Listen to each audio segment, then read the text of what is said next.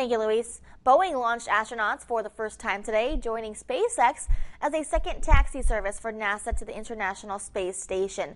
But as Duarte Giardino reports from New York, getting to this point has been a bumpy ride.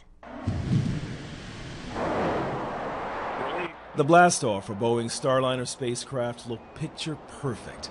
Houston, Starliner roll. On board, retired Navy captains Butch Wilmore and Sonny Williams, who were on a 25-hour journey to the International Space Station. This historic trip is a first for Boeing, which NASA hired along with SpaceX to ferry astronauts.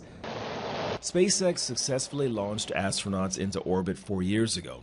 As CBS News space analyst Bill Harwood explains, both programs are part of a bigger U.S. space strategy. But the reason they need this spacecraft is they want to have two independently developed ships so that if something happens to, say, a SpaceX Crew Dragon where they can't fly, the Starliner is available and vice versa. The U.S. government paid Boeing more than $4 billion for the Starliner. Getting it off the ground has been years behind schedule and over budget. That's what we do at NASA. We don't launch until it's right. All that is now in the past. Shortly before liftoff, astronaut Butch Wilmore told the hundreds of people who are part of the team that their decade of hard work was finally paying off.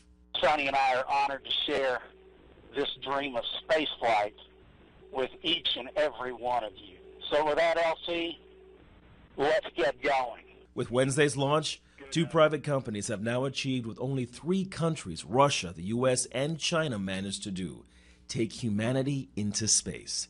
Duarte Giardino, CBS News.